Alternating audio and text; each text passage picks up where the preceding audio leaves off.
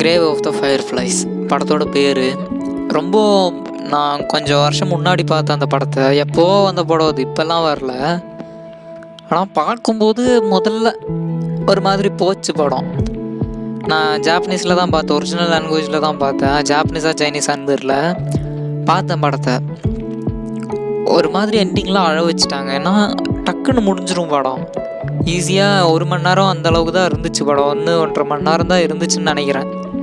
டக்குன்னு முடிஞ்சிச்சு. அதோட எனக்கு அழுக கண்ணிலேருந்து வெளியே, அது எப்படி சொல்கிறதுன்னு தெரில. ஆனால் அந்த படம் எனக்கு பெரிய இம்பேக்ட் ஒன்று பண்ணிடுச்சு. என்னால் ஒரு 2 நாளைக்கு தூங்க முடியல, அந்த ரேஞ்சுக்கு. ஓகேவா, நான் படத்தை பார்த்துட்டே இருக்கேன். ஒரு மாதிரி இப்போது திரும்ப பார்த்தேன் படத்தை ரீசெண்டாக. ஒரு நாள் முன்னாடி, நேற்று பார்த்தது, முந்தானேத்தான்னு தெரியல, முந்தானேத்து தான் பார்த்தேன். பார்க்கும்போது படம் நல்லா போயிட்டுருக்கும். எண்டிங்கில் இது நடக்க போகுதுன்னு தெரிஞ்சுமே அழுதேன். டைட்டானிக்குக்கும் இதான் நடந்துச்சு, எனக்கு இதுக்கும் இதான் நடக்குது. நல்லா இருந்துச்சுங்க படம். ஒரு மாதிரி மண்டைக்குள்ளே ஓடிக்கிட்டே இருக்குது. ஒரு சீன்லாம் வரும், அந்த பொண்ணு, அந்த குழந்தை சாப்பிடாமல் அந்த இதை ரைஸ் பவுல்ஸ்ன்னு சொல்லி எடுத்து கொடுக்கும். நல்லாயிருக்கும் அந்த சீன். அழுதுட்டேன், அங்கே தான் அழுதுது. அப்புறம் அந்த பொண்ணை இதில் வச்சு, அது ஸ்பாய்லரான்னு தெரில, ஆனால் படத்தை பாருங்கள், நல்லாயிருக்கும். வருத்தம் ஆச்சு. அதுக்கப்புறம் அந்த வேர்ல்டு வார் 2 நடக்கிற கதையாக தான் இந்த படத்தை காட்டியிருந்தாங்க.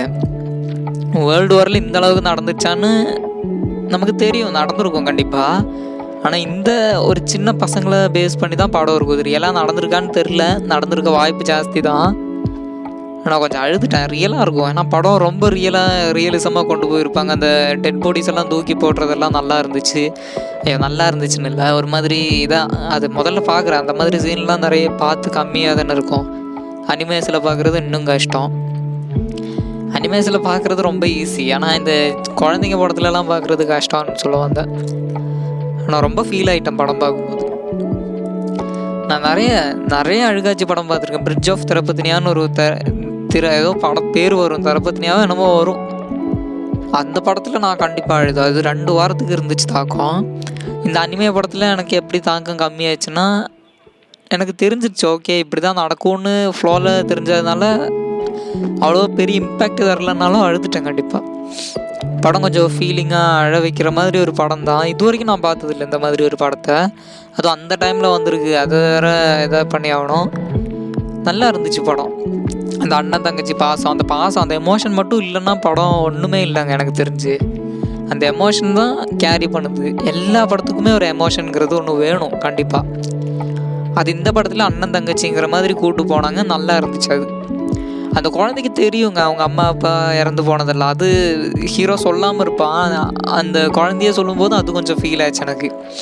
அந்த படம் பாருங்கள் புரியும் அப்போ என்ன சொல்ல வரேன்னு. படம் பார்த்தவங்க கமெண்டில் சொல்லுங்கள் நான் என்ன சொல்ல வரேன்னு. அழுதுருப்பாங்க. நான் ரொம்ப அழுதேன். அண்ணங்கிட்டலாம் காட்டினா பார்க்குறேன். அவனுக்கு இங்கிலீஷ் சப்டைட்டில் வேறு பார்த்து பிடிக்காது. அதனால் அவன் தமிழ் படம் பார்க்குறவன் தான்.